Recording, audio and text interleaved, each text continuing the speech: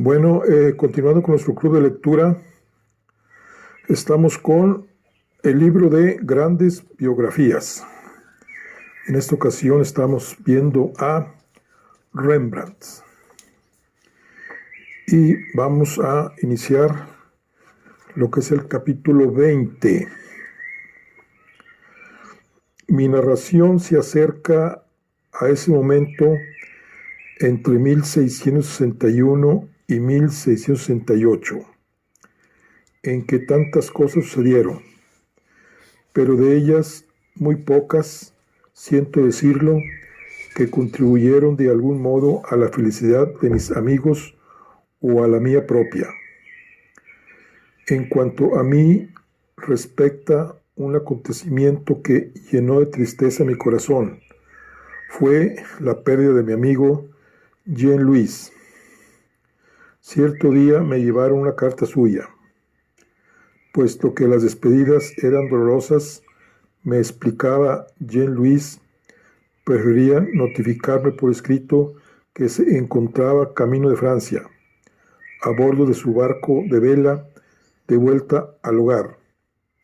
He estado muy enfermo, me decía, y ahora algún extraño y hasta hoy insospechado instinto me obliga a partir para morir entre los míos. Mi incomparable Francois me dice que el viaje ofrece pocos peligros. Estaré en casa a finales del próximo mes. La carta terminaba con una postdata. Presenta mis humildes respetos a ese querido oso salvaje de Rembrandt.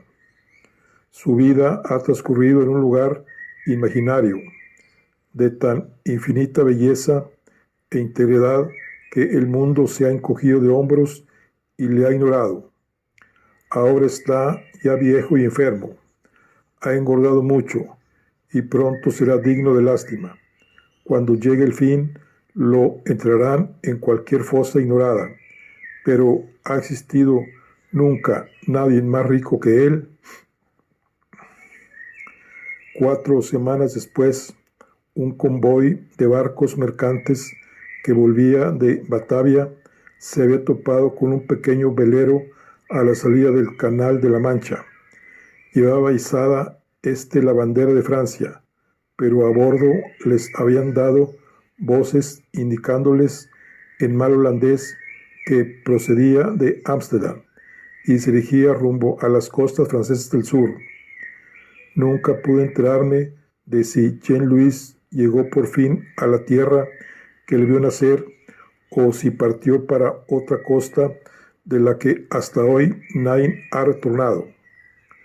Durante estos años transcurrió la enfermedad de Hendrik. Nunca se había recuperado del todo de un resfriado que cogió casi un año después del nacimiento de Cornelia. Se había negado a guardar cama. En aquella ocasión, presentándose complicaciones pulmonares que me hicieron temer un ataque de tisis. Parecía demasiado cruel para poder creerlo. Saskia había muerto de esta horrible enfermedad y Hendrik ahora seguía sus pasos. Rembrandt, singularmente ciego para esta clase de síntomas, nada notó. A veces, hablando de su mujer, hacía algunas referencias a su falta de apetito y a su indiferencia por lo que la rodeaba, más por lo general concluía sus palabras con un mecánico. Bueno, se pondrá bien cuando llegue la primavera. Cuando llegó la primavera, sin embargo, empeoró seriamente y no mejoró al llegar el verano. Cierto día de otoño me rogó que llamase al mismo notario que les había ayudado a Titus y a ella a redactar el contrato relativo a su pequeña tienda de arte, pero me encareció tuviese buen cuidado que no viniera estando Rembrandt en casa. Tenía la esperanza de ocultarle la gravedad de su estado hasta el último momento. Yo sabía que el 7 de agosto Rembrandt iba a llevar a Titus a ver a su amigo Joris de Caulery, que se encontraba en Ámsterdam para atender asuntos privados. El día 7, pues, acompañé a Listings, el notario, a la casa del Rosengrach, y Hendrix le dictó su última voluntad. Muy poco tenía que dejar, la pobre, pero cuanto poseía lo dejaba a su hija Cornelia, y de morir ésta a su hijastro Titus. El testamento estipulaba también que Rembrandt habría de ser el único tutor de la niña, y Hendrix insistió en incluir un párrafo donde se dejase claro que si Titus heredaba su propiedad, la renta de sus inversiones, por limitadas que fuesen, debían abonársele a Rembrandt, quien disfrutaría de ellas hasta el día de su muerte. Como no se debe escribir, al final del documento trazó solo una cruz. Una vez realizados estos trámites legales, Hendrix se sentía tan agotada que tuvo que acostarse. Durante algunas semanas pareció como si estuviese recobrando fuerzas, pero en octubre tuvo que guardar cama y ya nunca se volvería a levantar. Vivió casi un año más. Nunca se quejaba.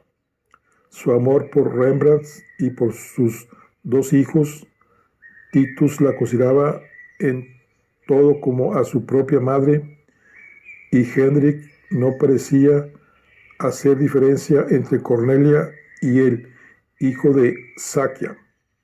Parecía aumentar a medida que comprendía que estaba abandonando ya este mundo. Una mañana, Rembrandt la encontró en el suelo sin sentido. Al parecer, había intentado levantarse, abrir la ventana para que entrase algo de aire fresco.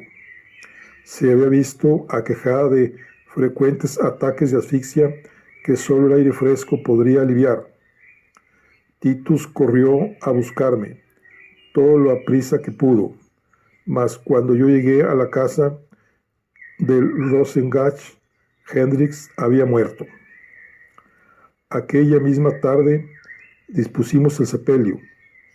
Rembrandt quería que se la enterrase en la iglesia vieja, al lado de Sakia, pero se había mudado a otro sector de la ciudad después de la muerte de su primera esposa, y la ley obligaba a pagar al enterrador una suma adicional si los muertos no eran enterrados en la iglesia más próxima al último lugar de residencia. Imposible satisfacer este deseo. Resultaba demasiado costoso. Al día siguiente, 27 de octubre de 1662, por la mañana temprano, Rembrandt vendió la tumba donde reposaba los restos de Sakia a un individuo llamado Pieter van Genen. Con el dinero que aquel hombre le pagó, el día 28 pudo adquirir una tumba en la iglesia del sur, y ahí fue donde Hendrix recibió sepultura. Extrañamente, la muerte de Hendrix no pareció causar en él honda impresión. Al igual que para el dolor físico, existe un punto de saturación para el sufrimiento moral, y durante los últimos 10 años el destino había asestado a Rembrandt tan terribles e incesantes golpes que nada parecía impresionarle ya.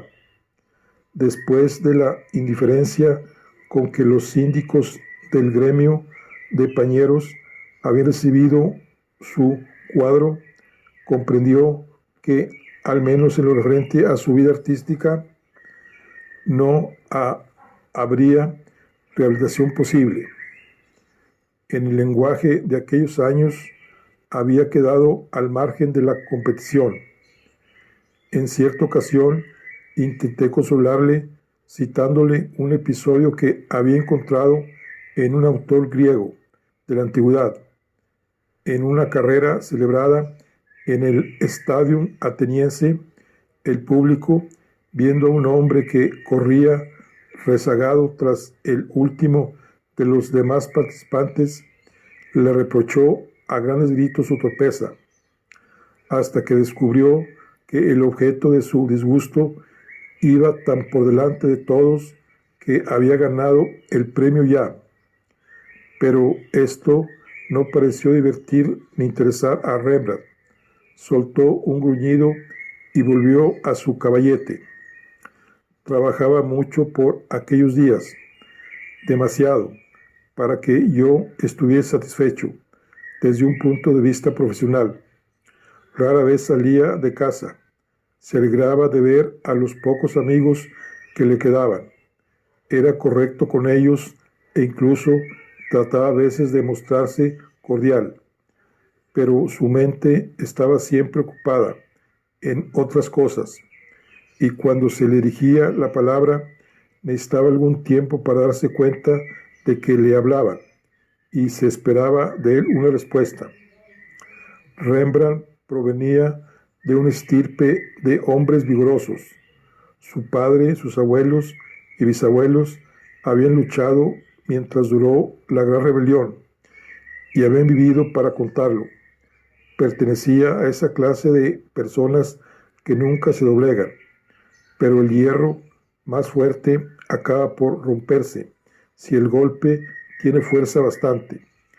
Algunas veces, cuando me reunía con Rembrandt a última hora de la noche, viéndole con su figura achaparrada, demasiado grueso de caderas debido a la falta de ejercicio, arañar alguna plancha de cobre a la luz de una sola vela, toda la familia se sentaba, trabajaba o leía a la luz de una única vela, pues no tenían dinero para más.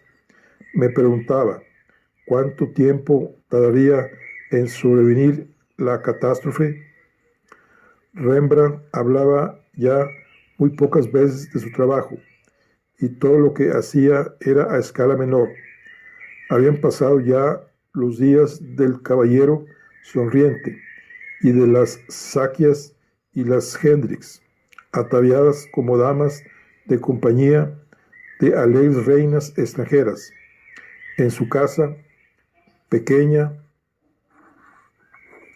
y desguarnecida, nada quedaba que pudiese servir de marco para tales escenas de alborozo, y como nunca había leído mucho, pues consideraba la literatura una pérdida de tiempo, su campo de elección de temas era muy limitado.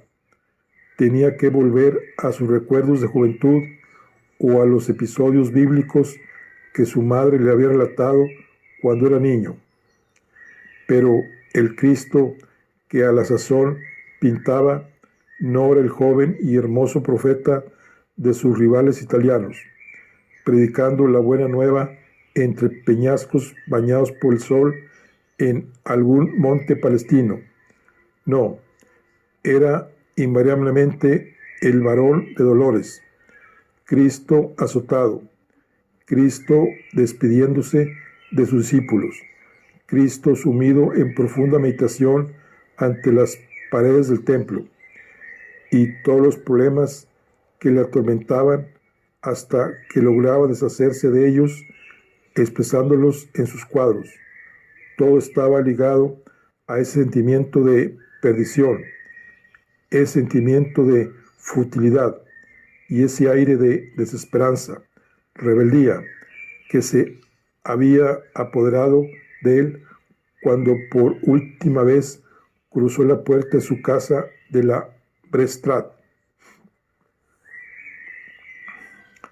Muchas veces, sentado en su estudio, le había visto trabajar, y siempre me acordaba de un cuadro que pintó años atrás, muy joven aún, Sansón, amenazando a su suegro porque le había defraudado, el hombre fuerte que por razones que no alcanza a inferir ha recibido un golpe que considera injusto y desafía al destino, se ríe de la providencia y amenaza al propio Dios con una bravuconada propia de su edad. Está bien, ahora veréis. Sí, iban a ver quién era Rembrandt y de qué modo.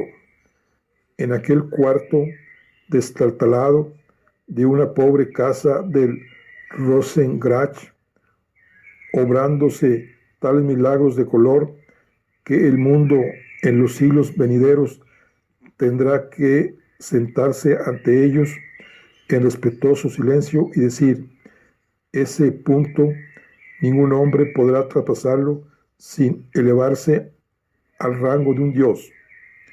Si es que alguno de estos cuadros sobrevive el tiempo suficiente para que la humanidad se ponga a la altura de quien los crió, pues nada de lo que Rembrandt pintó en aquellos días encontró comprador.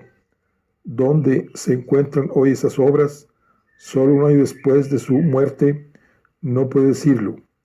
Hace solo unos meses vi en Leiden uno de los cuadros que pintó en aquellos días y que representaba un peregrino en oración.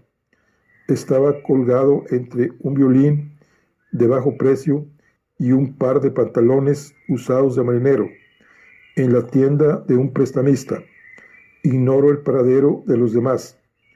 Un marchante inteligente, celoso del bienestar económico de sus nietos, habría alquilado un almacén llenándolo con los cuadros que Rembrandt acabó durante el tiempo que vivió en el Rosengrach y que no pudo vender por medio florín, ni siquiera por menos. A finales del año 64 se hizo evidente que Rembrandt no podía pagar ya la renta de su casa del Rosengrach y que tendría que buscar un alojamiento más barato. Titus encontró el lugar apropiado, a la vuelta de la esquina, y la familia una vez más lió los bártulos y se fue a vivir al Lauriergrach. Solo tenían 3 habitaciones y la luz era mala en todas ellas. Fue entonces cuando a Titus se le ocurrió la idea de que su padre hiciese ilustraciones para libros, lo que probablemente sería más lucrativo que pintar. El editor se negó a escuchar su plan. Si vuestro padre supiese grabar con acero, le había dicho a Titus, le daría trabajo. Y Titus, deseoso de conseguir a toda costa un encargo para su padre, le había contestado: pero si mi padre es uno de los mejores grabadores de la ciudad, dadle una oportunidad y veréis. El editor aceptó. El señor Van Rijn tendría la bondad de sacar un grabado de Antonides van der Linden según el retrato que de él había hecho Abraham van den Tempel unos 6 años atrás. Rembrandt dijo que sí, pero su especialidad no eran los grabados, sino los aguafuertes, y el experimento concluyó tan desastrosamente que se encontró otra vez a merced de sus acreedores. Aunque por aquel entonces yo había dejado de ser un hombre acaudalado, me habría encantado poder ayudarle de haberlo él consentido. Ya tenéis bastantes problemas propios, me contestaba invariablemente cuando le hablaba de hacerme cargo de algunos de los gastos de su casa, y todavía me quedan fuerzas para cuidar yo solo de mis hijos. Fue una inmensa alegría para él que cierto día un joven llamado Aerts de Gelder le solicitase como maestro. De Gelder, que contaba a la sazón unos 20 años, era oriundo de Dordrecht y había sido alumno de aquel Samuel van Hoogstrand, que poco después de la guerra con Inglaterra se instaló en aquel país, alcanzando estima y fortuna. Como el propio Van Hoogstraten trabajara en una ocasión en su estudio, Rembrandt había sentido un agradecimiento conmovedor, y de Gelder resultó ser no solo un estudiante muy capaz, sino también un excelente y leal amigo, cosa que Rembrandt no había podido decir de muchos de sus discípulos. Pero, desgraciadamente, durante este periodo me fue imposible ver a mi amigo con frecuencia. Los 3 años siguientes me vi obligado a pasarlos en su mayor parte a bordo de algún buque o en La Haya, a disposición de su señoría de Witt y de la Armada. Sobre el papel, la paz de Westminster había puesto fin a las hostilidades entre nuestra patria e Inglaterra, pero en la práctica no había cesado ese tipo de rivalidad, que resulta irremediable cuando dos países de fuerza casi igualada compiten por el monopolio del comercio mundial. Para dificultar aún más las cosas, después de la muerte de Oliverio Cromwell, Lord Protector de Inglaterra, en 1658, una revolución devolvió el trono a la casa de Estuardo en 1660, lo que causó serias preocupaciones a nuestros dirigentes, pues el rey Carlos de Inglaterra consideraba una afrenta personal que se hubiese excluido a su sobrino William III, príncipe de Orange, del gobierno de las Provincias Unidas de los Países Bajos. Una vez más, ambas naciones tomaron las armas y 3 años más tarde volvieron a iniciarse conversaciones de paz. A la postre habíamos añadido a nuestras posesiones unas cuantas colonias en Sudamérica, pero habíamos perdido los nuevos Países Bajos. Me entristeció esto último, acordándome de los años tan felices que había pasado en aquellas tierras, pero muy pocos compartieron mi pesar. Esa parte del mundo no tiene el más mínimo valor, solían argumentar. ¿Qué provecho hemos obtenido de ella? Solo problemas, un sinfín de gastos y unas cuantas pieles de castor. Ahora tenemos el Surinam, donde podremos producir caña de azúcar. Ha sido un acuerdo excelente.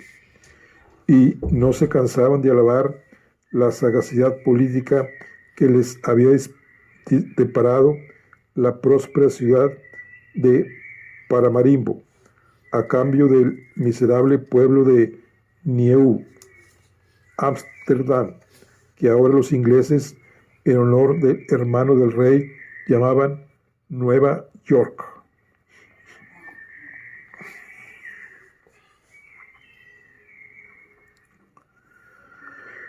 Bueno, aquí concluimos lo que es el capítulo 20.